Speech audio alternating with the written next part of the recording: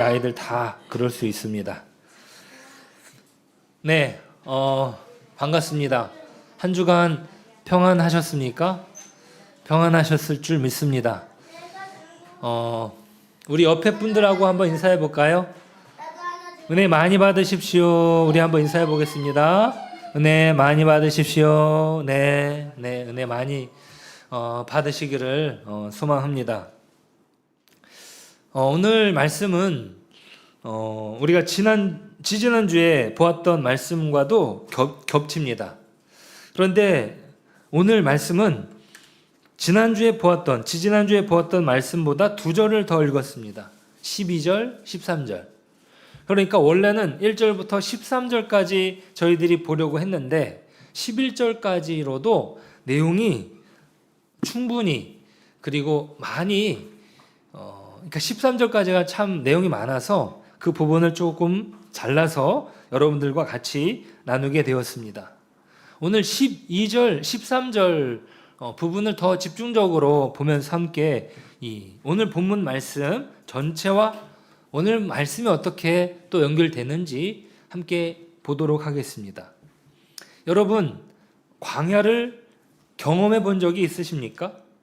광야는 쉬운 말로 사막입니다. 저는 광야를 경험해 본 적이 없습니다. 아마도 뜨거운 여름 대책 없이 오랜 시간을 걷는다면 아마 경험해 볼 수 있을 것입니다. 한두 시간이 아니라 하루 종일 걸어도 똑같은 광경이 펼쳐지는 곳이 바로 광야입니다. 그래서 미국의 데저트인가? 네. 그래서 죽음의 사막이라는 이 긴 또 사막의 지명이 있더라고요. 그것은 바로 광야를 걷는다는 것은 너무나 힘들고 너무나 짜증나는 시간을 보낼 것입니다. 자, 광야를 사는 동물을 꼽는다면 무엇을 꼽을 수 있을까요? 아침에 우리 아이들과 같이 이야기했더니 낙타 이런 동물들 이야기가 나왔어요. 근데 성경에서 광야에 사는 동물을 꼽는다면은 이 동물을 반드시 꼽는다고 합니다. 이 동물은 바로 무엇이냐면 바로 양입니다. 성경에 등장하는 동물이 양. 그것은 바로 광야의 대표적인 동물로 성경에 기록되기 때문이에요. 저 유명한 다윗도 양치기 출신이었고 이스라엘을 이끌던 지도자 모세도 양을 쳤고 또 아브라함도 양을 쳤습니다. 다 광야에서 양을 쳤어요. 성경에서 굉장히 익숙한 동물이 바로 양이라고 말할 수 있습니다. 그러면 이 양의 이미지가 등장하는 시편 23편은 어떻게 읽을 수 있을까요? 이 시편 23편을 광야의 배경에서 한번 읽어본다면 어떨까라는 것이에요. 시편 23편을 한번 찾아보겠습니다. 이 시편은 아마 많은 분들이 좋아하는 시편일 텐데 한번 읽으셔도 마음이 좋으실 것 같아요. 우리 시편 23편 한번 찾아보시겠습니까? 우리 이번에는 같이 한번 말씀을 읽어보겠습니다. 천천히 읽어보겠습니다. 여호와는 나의 목자시니 내게 부족함이 없으리로다. 그가 나를 푸른 풀밭에 누이시며 쉴만한 물가로 인도하시는도다. 내 영혼을 소생시키시고 자기 이름을 위하여 의의 길로 인도하시는도다. 내가 사망의 음침한 골짜기로 다닐지라도 해를 두려워하지 않을 것은 주께서 나와 함께 하심이라. 주의 지팡이와 막대기가 나를 안위하시나이다. 주께서 내 원수의 목전에서 내게 상을 차려주시고 기름을 내 머리에 부으셨으니 내 잔이 넘치나이다. 내 평생의 선하심과 인자하심이 반드시 나를 따르리니 내가 여호와의 집에 영원히 살리로다. 아멘. 좋은 말씀, 마음에 와닿는 말씀, 성경에서 꼽아 보십시오라고 묻는다면 10명 중에 아마 8, 9명이 이 시편 23편을 꼽을 것입니다.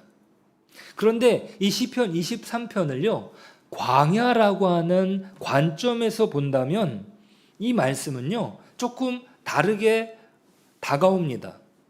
먼저 여호와는 나의 목자라고 하는 구절은 이미 자신을 양이라고 하는 전제로 두는 것입니다. 자신은 양이고 하나님은 목자다라는 것이죠. 여기에서 굉장히 중요한 사실은 양은 광야에 있는 양입니다. 광야, 사막에. 자, 양 하면은 뉴질랜드 같은 곳이 또 떠올라요. 그죠? 그 양, 이렇게 아마 구글에서 치면은 이 뉴질랜드의 푸른 초원에 다니는 양이 사진으로 검색이 나올 것입니다. 그렇게 푸른 풀밭에 펼쳐지는 양은요, 목자가 필요 없습니다. 목자는 그냥 처음에 아마 그 양들이 잠을 자고 난 다음에 문을 열어주고 그 다음부터는 이 양들이 자기 마음대로 다니면서 그 풀들을 뜯어먹는 동안에 아마 목자의 역할은 그렇게 크지는 않을 것입니다. 그러니까 무리가 돼가지고 막 그들이 막 더워가지고 막 서로 죽을 정도까지 되지 않는 이상은 목자의 역할은 크지 않을 것입니다. 그런데 광야에서는 목자가 반드시 필요합니다. 그래서 목자라고 하는 표현이 이 광야라고 하는 이 배경 속에서는 너무나 중요한 이미지인 거예요. 그리고 여기서 의의 길로 시편 23편에 인도한다라고 하는데, 여기는 의의 길은 우리가 생각하는 올바른 길이 아니라 양들이 다니는 길을 말합니다. 양들은요, 하루 종일 가파른 산등성이를 오르내립니다. 그래가지고 잘못해서 발을 헛디디면 굴러 떨어져 가지고 죽습니다. 그렇기 때문에 목자는 양들을 안전하게 지키기 위해서 지그재그의 형태로 똑바른 길로 양들을 인도합니다. 그래가지고 그 가파른 산을 오를 때, 저희 이제 그 유튜브 그 홈페이지 그 오늘 방송에 그 배경에 그 광야를 쳐가지고 그 사진을 넣었는데, 거기 보면은요, 광야에는요 이런 산 같은 그런 배경의 그림들이 상당히 많이 있더라고요. 그러니까 그 산 길을 올라가기 위해서 의의 길, 그러니까 목자가 인도하는 길이 바로 의의 길이 되는 것이에요.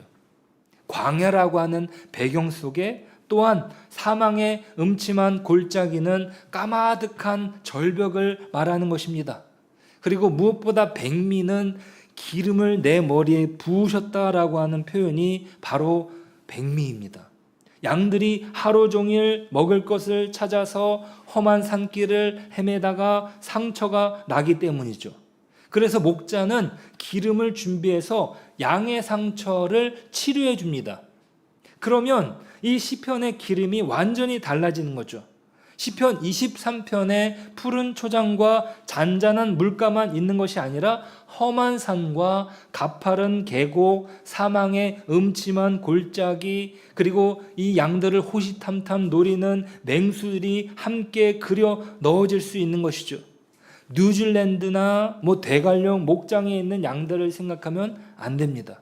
저 푸른 초원 위에 그림 같은 집을 짓고 사는 양들이 아닌 것입니다. 광야의 양이에요. 자, 제가 이렇게 양의 이야기를 드리는 이유는 오늘 성경 본문에서 여러 번 반복되는 단어가 바로 이 단어이기 때문이에요. 이 단어는 무엇이냐면 바로 광야라고 하는 단어입니다. 자, 오늘 본문에 몇 번 등장하는지 아십니까? 바로 4번 등장합니다. 그래서 한번 찾아보시면은 3절에 등장하고요. 그리고 4절에 등장하고, 그리고 12절에 등장하고, 그리고 13절에 등장합니다. 4번 같은 단어가 반복해서 등장을 하고 있는 거죠. 앞부분에 그리고 뒷부분에. 그러니까 어떤 전체적인 주제의 어떤 맥을 꽉 앞과 뒤에 꽉 잡고 있는 것이에요. 그러니까 그런 면에서 이 본문의 주제가 광야라고도 말할 수 있습니다. 자, 마가복음은요, 제일 처음 쓰여진 복음서라고 했어요. 이 광야라고 하는 주제를 가장 처음에 등장시킨 이유는 무엇일까요? 무엇 때문에 광야를 정말 빠르게 등장시킨 것일까요? 자, 이렇게 빠르게 진행되는 속도를 느낄 수 있는 것이 바로 12절입니다. 12절을 같이 한번 읽어보겠습니다. 12절, 성령이 곧 예수를 광야로 몰아내신지라. 자, 이 성경 구절에 저는 상당히 마음이 꽂혔어요. 성령이 곧 예수를 광야로 몰아내신다? 저는 이 부분 때문에 사실 오랜 시간 이 말씀을 계속 연구하고 또 주석들을 막 여러 가지로 찾아보고 했습니다. 근데 공통적으로는 예수님이 억지로 광야로 끌려가셔서 성령이 내모셨다라고 하는 표현이 아니라는 것이에요. 이것은 무슨 말이냐면 이 부분은 제 개인적으로 전체적인 어떤 공부를 한 다음에 내린 판단인데, 그것은 무엇이냐면 이 마가복음의 기록이 상당히 빠르다라고 말씀을 드렸습니다. 그러니까 빠른 속도와 관련되어서 예수님께서 광야로 가시는데 마치 성령께서 예수님을 광야로 내모시는 것처럼 급하게 광야로 밀려가신 것처럼 보인다는 것이에요. 그러니까 예수님도 그렇게 자신을 밀면서 그 광야의 자리로 급하게 가셨다라고 볼 수 있습니다. 그러니까 성령이 급하게 내모시는 그 마음이 곧 예수님의 같은 마음이라는 거예요. 이게 서로 다르지 않다. 어떤 면에서 상당히 속도감 있게 그 광야로 전진을 하고 계신 것입니다. 또 속도를 느낄 수 있는 곳은 예수님께서 광야에서 시험을 받으시는 장면입니다.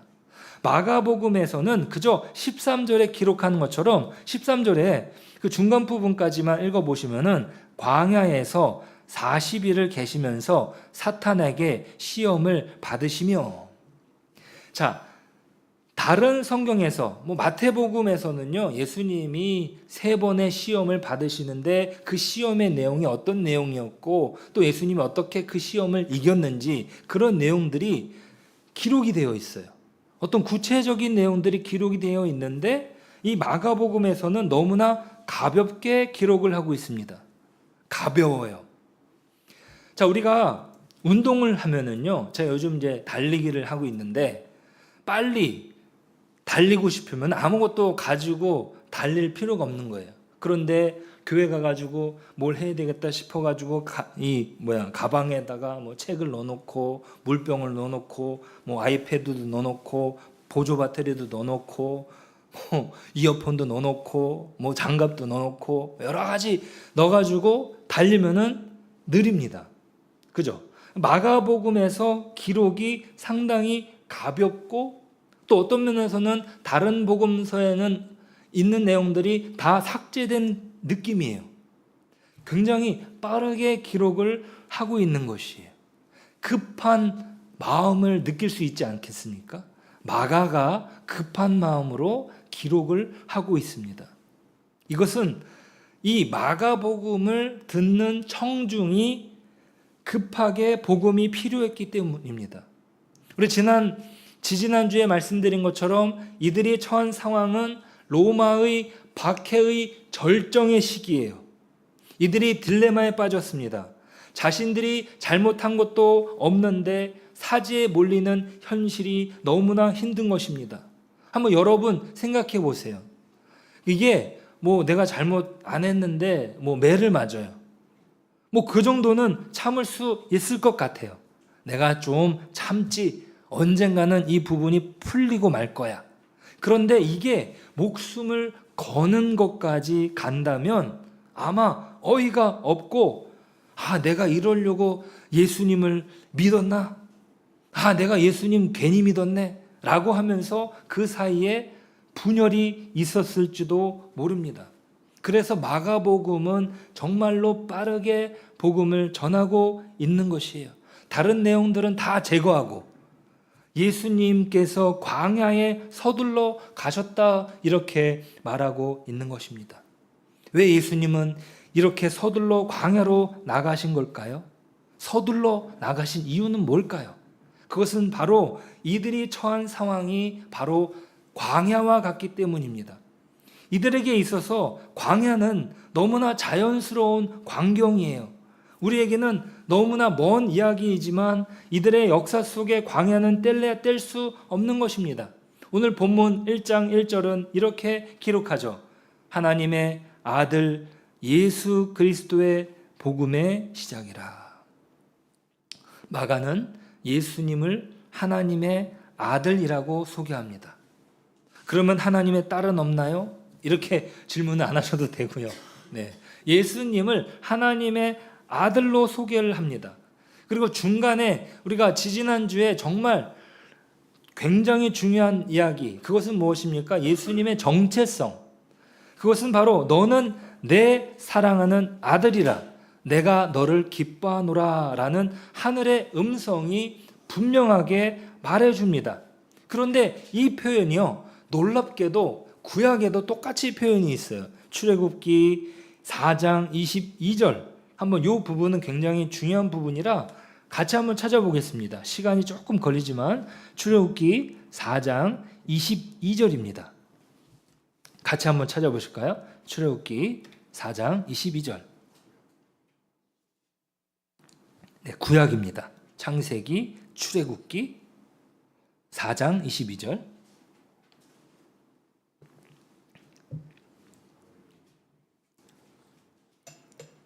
천천히 한번 찾아보시고요. 출애굽기 4장 22절 같이 한번 읽어보겠습니다. 너는 바로에게 이르기를 여호와의 말씀에 이스라엘은 내 아들 내 장자라. 출애굽은요, 이스라엘 사람들이 애굽에서 나오는 것을 기록한 것이에요. 그 출애굽하는 그 과정 속에 하나님은 이스라엘을 하나님의 아들로서 출애굽을 시킨다고 말씀하십니다. 자, 아들이에요. 그리고 그렇게 고통받는 그 장소에서 출애굽을 시켰는데 그들이 나온 장소가 어디였냐면 바로 광야입니다. 출애굽 이후에 그들이 인도함을 받은 장소가 바로 광야입니다. 광야, 이건 뭘 의미합니까? 바로 하나님을 만나는 장소가 광야인 것이죠. 광야에는 풀도 없기 때문에 반드시 목자가 필요합니다. 목자가 인도하는 의의 길이 아니면 반드시 죽습니다. 그래서 이스라엘은 광야에서 구름기둥과 불기둥으로 인도함을 받았고 메추라기와 만나를 통해서 먹을 것을 공급받았습니다. 그야말로 광야는 하나님이 계시지 않으면 살 수 없는 환경을 말하는 것이에요. 자, 성경을, 이 마가복음을 처음 받는 그들에게 있어서 광야는 너무나 자연스러운 풍광입니다. 그들의 처해 있는 현실도 너무나 처참했어요. 그 상황 속에 그들을 도울 수 있는 분이 하나님밖에 없다는 사실을 마가는 빨리 말하고 싶은 것입니다. 그러니까 여러 가지들을 막 설명을 하면서 그들을 설득하는 것이 아니라 너희들의 현실 속에, 너희들의 광야와 같은 고통 가운데 하나님만 도우실 수 있다라는 것이죠. 자, 우리 여러분들에게는 광야는 존재하지 않습니까? 저희 가정은요, 지난주에 이틀을 꼬박 앓았습니다. 앓아 누웠어요. 아무것도 하지 못하고 누워만 있었습니다. 어떤 바이러스인지 모르겠지만 구토와 복통과 설사로 아무것도 하지 못하게 만들더라고요. 아마 요즘 유행하는 질병인 것 같습니다. 또 어떤 분은, 제가 아는 분은 코로나에 시달리기도 하셨고, 우리 김영호 성도 가정도 죽다가 살았습니다. 그죠? 네. 아이를 기른다는 것이 너무나 광야와 같은 현실을 마주하는 것 같아요. 그렇지 않습니까? 정말 광야입니다. 그죠? 우리 건우를 우리 돌보시는 우리 김영수 성도님도 느끼시죠? 네. 광야 가운데 있는 거예요. 그리고 우리 이종수 집사님도 이번 주에 병원에서 진료를 받으시는데 하나님의 도움이 너무나 필요한 것이죠. 또 우리 민지자매도 독감으로 고생했다고 하는데 이 모든 상황이 다 광야 아니겠습니까? 그런 면에서 우리 성도님들 다 건강하시길, 우리 김민아 성도님, 신선 성도님 건강하시길 기도합니다. 우리 서복달 권사님, 우리 온라인으로 또 예배를 드리실 텐데 그 권사님의 매일 밤은 너무나 힘든 광야와 같은 시간을 보내십니다. 또 그 옆에서 돌보시는 안윤희 집사님도 평안이 필요합니다. 이게 질병만 그렇겠습니까? 아니에요. 자, 교회적으로 만약에 교회가 부흥하면 문제가 없겠습니까? 저와 친한 목사님이 계신데 목사님이 최근에 큰 교회에 부임을 하셨어요. 부임을 해가지고 깜짝 놀란 게 자기가 고민했던, 자기가 그 목사님이 이제 작은 교회를 개척하셔가지고 사역을 하시다가 옮겨서 아무튼 사역을 하시기에 됐는데 여기에서의 힘든 부분이 이쪽에 가니까 또 다른 문제가 기다리고 있는 것이에요. 개척과는 또 다른 상황이 떡하니 기다리고 있는 것입니다. 그래서 그런 말이 있습니다. 인생은 고행이다. 그죠? 인생은 고행이다. 이거는 진리예요. 지난주에 제가 김태곤 목사님 설교를 들으면서 한 가지 굉장히 독특한 관점을 얻은 것이 무엇이었냐면 바로 이 불교라고 하는 것이 너무나 솔직하다는 거예요. 예, 종교나 아니면 일반적인 어떤 그 진리의 일반 세상에서 말하고 있는 어떤 철학에서 말하고 있는 그 부분들은 굉장히 솔직하다. 그래서 우리 지난주 설교 한 번 더 들어보셔도 좋으실 것 같아요. 그러니까 숨김없이 우리의 고통을 말해준다는 것입니다. 그렇죠. 자, 그런데 중요한 것은 기독교에서는 과연 무엇을 말할 수 있는가라는 것입니다. 자, 기독교는요, 도대체 무엇이 달라서 오늘날 이런 결과를 낳았느냐 이 말이죠. 이 마가복음의 현실 가운데 기독교는요, 아주 겨자씨와 같습니다. 눈에 보이지 않아요. 매우 작은 무리가 사라지지 않았어요. 오히려 온 인류의 가르침이 되었습니다.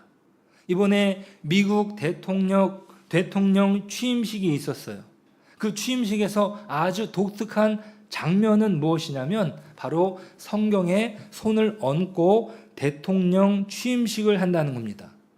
이 성경이 1861년 링컨이 사용했던 성경책을 사용한다고 합니다. 그 사람이 어떤 사람인지, 뭐 도덕적인지, 뭐 비도덕적인지, 우리에게 우리와 어떤 관계인지, 뭐 그런 것들을 다 떠나서 기독교의 위상이 얼마나 대단한가. 이것은 역사에 유례가 없는 거예요. 정말 작은 공동체에 불과했던, 마치 저희 교회 규모예요. 네. 저희 교회 규모도 엄청 큰 교회에 속하는 거예요. 그 당시 교회로서는. 네. 근데 지금 온 인류의 가르침을 선사하는 공동체가 되었느냐 이 말인 것이죠. 그 당시 로마의 대화제로 모든 그리스도인들은 사자의 밥이 될 위기에 그들은 두려움에 떨고 있었고 그들의 상황은 풍전등하여 광야의 중심에 서 있었던 것입니다. 자, 기독교는 과연 무엇이 달랐다는 것일까요? 그것은 뭐냐면 단지 당신들의 인생은 광야라고만 말하지 않습니다. 너희들의 잘못으로 인해서 광야라는 현실은 어쩔 수 없어. 그것을 벗어날 수가 없는 거야. 이렇게 말하지 않는다는 거예요. 오징어 게임이라는 드라마를 보면 그들은 매번 선택을 합니다. 게임을 끝난 다음에 그들 스스로 그 잔인한 게임을 멈출 수 있다라고 말해 줍니다. 그리고 선택을 하게 하는데 그 선택의 결과 게임을 하는 거예요. 그러니까 그 책임은 오롯이 당신들에게 있습니다라는 것이에요. 당신들 스스로 죽음을 자초한 것이니까 우리가 당신들을 죽여도 우리는 책임이 없다? 이렇게 말하는 것이죠. 그러니까 이것은 죽는 것은 당연한 것이라고 말해주는 것입니다. 이것이 바로 세상이 말해주는 지점이죠. 인생은 고해다. 고통의 연속이다. 사람은 죽음으로 향하는 존재다. 라고 하이데거는 말하지 않았습니까? 그런데 기독교는 그 정도에서 끝나지 않습니다. 우리에게 책임을 묻는 것으로 끝나지 않는다는 거예요. 기독교는요, 아주 급하게 죽음으로 몰아넣는 광야로 직접 가십니다. 예수님이 스스로 죽을 줄 알면서 뚜벅뚜벅 그 길을 걸어가십니다. 성령이 곧 예수를 광야로 몰아내신지라. 이것은 예수님 자신이 자신을 광야로 몰아내신 것이죠. 예수님께서 겟세마네 동산에서 기도하셨던 장면에서 아버지여 할만하시거든 이 잔을 내게서 지나가게 하옵소서. 이렇게 기도하시던 심정이 여기에 담겨 있습니다. 하나님이면서 인간이신 예수님은 그것으로 광야에 몰리신 거예요. 그러니까 그 아픔과 고통에 쓴 잔을 아시는 거죠. 그러니까 내 몰리다라고 하는 표현 가운데 예수님의 인간적인 심정이 있는 것입니다. 그 두 마음이 있는 거예요. 인간의 마음과 신의 마음. 죽는 걸 알지만 고통과 아픔에 쓴 잔을 겸허히 드십니다. 왜 그렇습니까?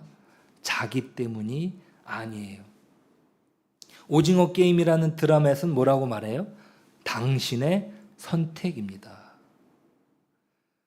기독교는 그것으로 끝나지 않습니다.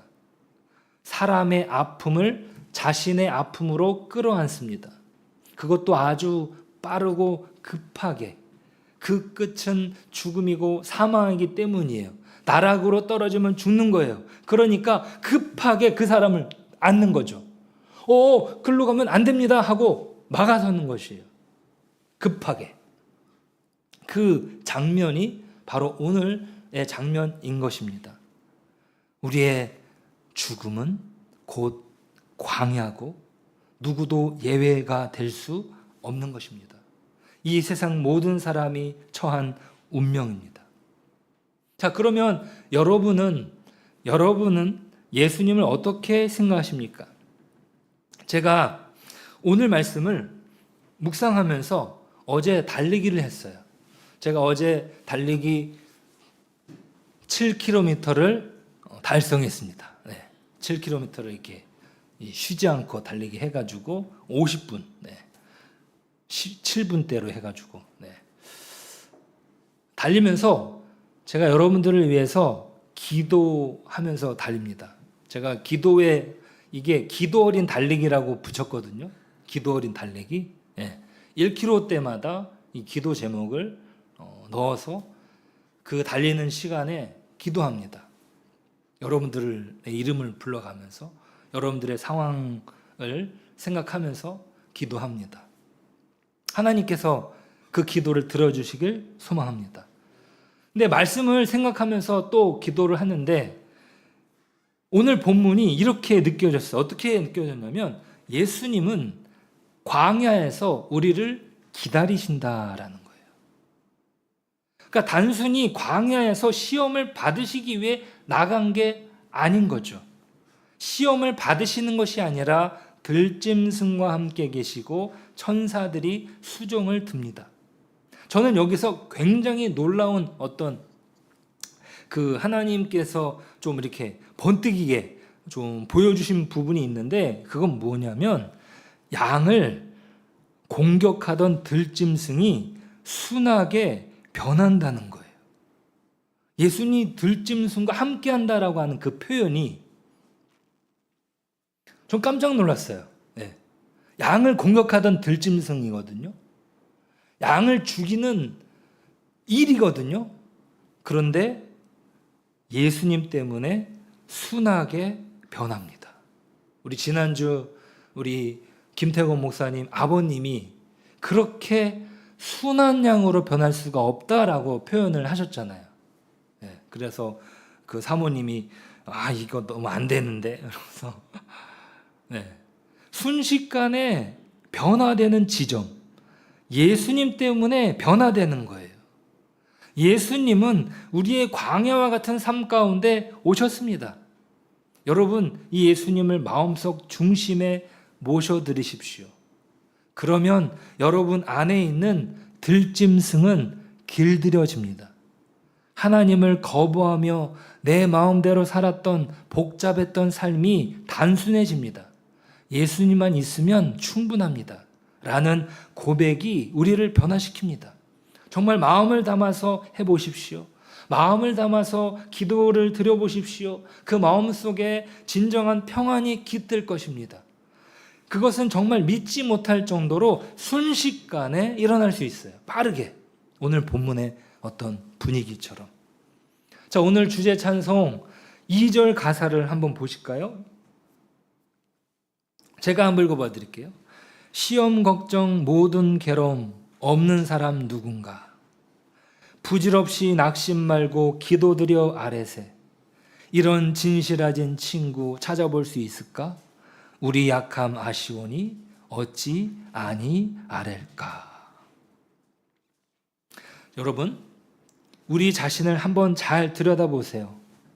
우리 마음속에 들짐승 한 마리쯤 기르고 있지 않습니까? 제가 이런 이야기 했더니 저기 뒤에서 저는 10마리 있습니다. 이렇게. 네, 제가 잘못 들었는지 모르겠지만, 네. 우리 아이들도 있다고 끄덕끄덕 하고 있어요. 네.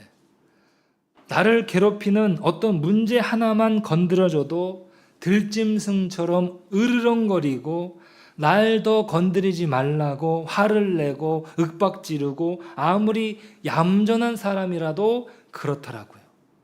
오히려 얌전한 사람이 더 위험한 것은 한번 폭발하면 걷잡을 수 없을 정도까지 되더라고요.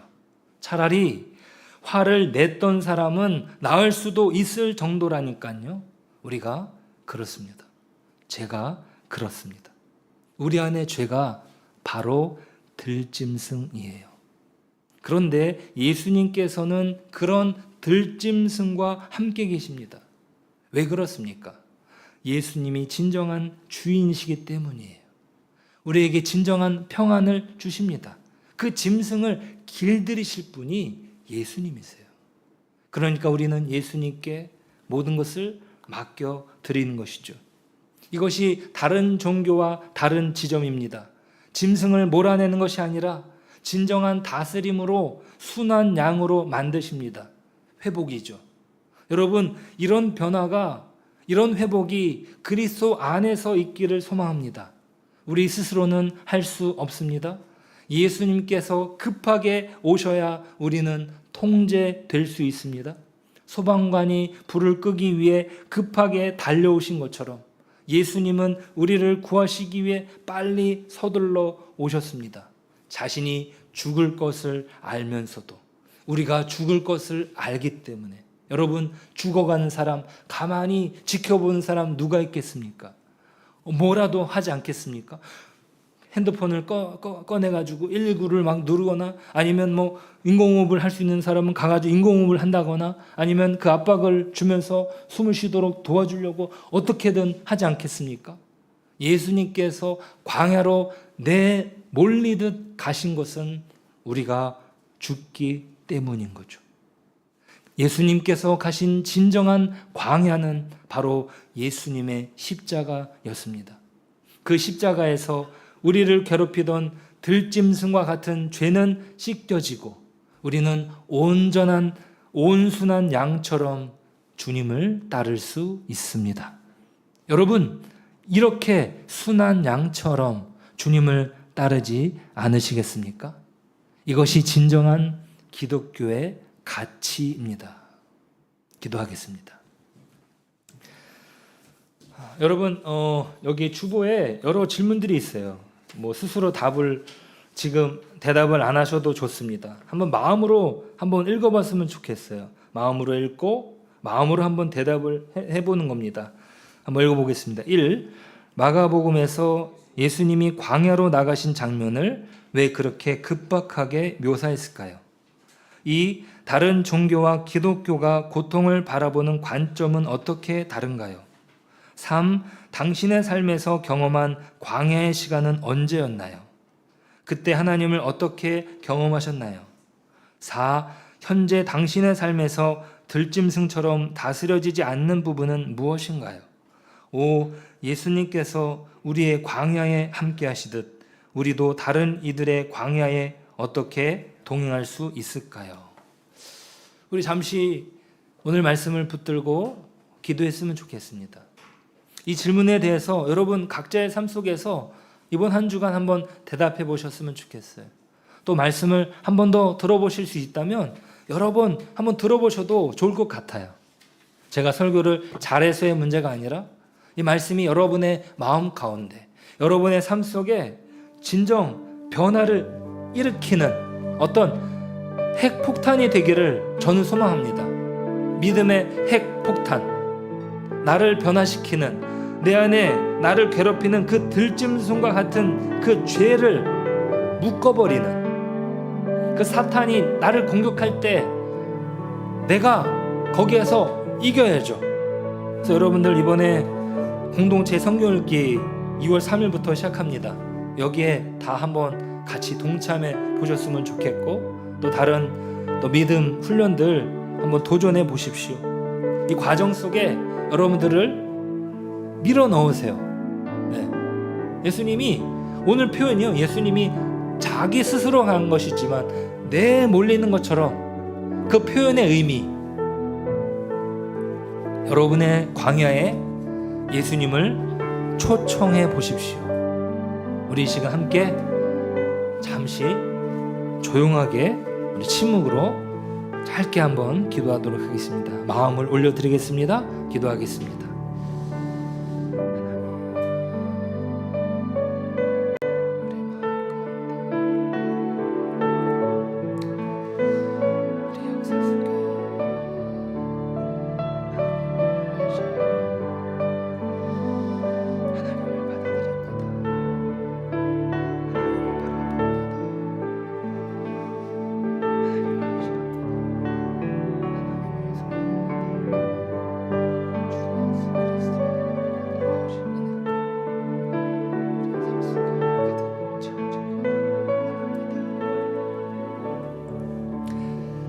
하나님, 여러 질문들 가운데 제가 대답할 수 있는 것이 제가 자신 있게 하나님 제가 잘하고 있습니다 라고 대답할 만한 것이 얼마나 있는지 잘 모르겠습니다. 문득 어느 순간에 내 마음 가운데 들짐승이 살아나 옆에 있는 사람을 괴롭히고 나 스스로를 못되게 다루는 그 죄가 나를 힘들게 할 때가 한두 번이 아닙니다. 주님, 그 광야 같은 나의 마음 가운데 급하게 신속하게 빠르게 찾아오신 것 감사드립니다. 그 예수님으로 나의 인생이 빠르게 하지만 나의 걸음을 가지고 조금씩 천천히 변화되어 갈 수 있도록 도와주십시오. 하지만 그것은 순식간에 일어날 것입니다. 하지만 그것은 영원토록 계속될 것입니다. 주여, 우리가 이것을 믿고 의지합니다. 오늘 말씀 안에서 변화되게 하시고 2025년 주님과 동행하는 복을 사모하게 하여 주옵소서. 이제는 주 예수 그리스도의 은혜와 하나님의 사랑과 성령의 교통하심이 오늘 하나님의 말씀 안에서 변화되기를 소망하고 다짐하고 떠나가는 심령들 머리 위에 이제로부터 영원토록 함께 계실지어다. 아멘.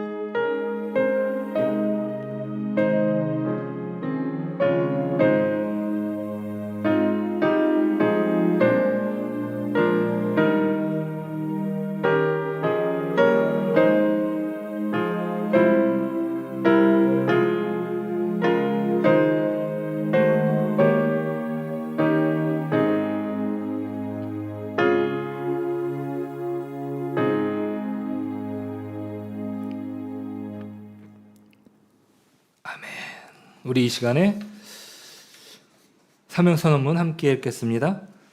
청라 강성교회는 그리스도의 사랑으로 힘입어 도시 속의 소금과 빛으로 변화되어 주어진 오늘의 삶을 믿음으로 살아내는 진실한 공동체입니다. 아멘. 네, 광고 말씀 잠시 드리면은요, 우리 2025년 신앙 훈련 안내 여기 신청 카드를 참고해 주시기 바랍니다.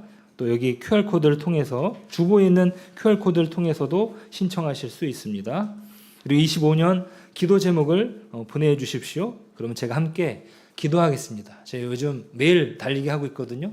그래서 지금 7km 완주한 거예요. 그래서 제가 10km 달리면서 목표는 이제 10km 달리면서 여러분들의 기도 제목을 매일 기도하는 것입니다. 여러분들을 위해서. 네. 그 시간이 참 좋더라고요.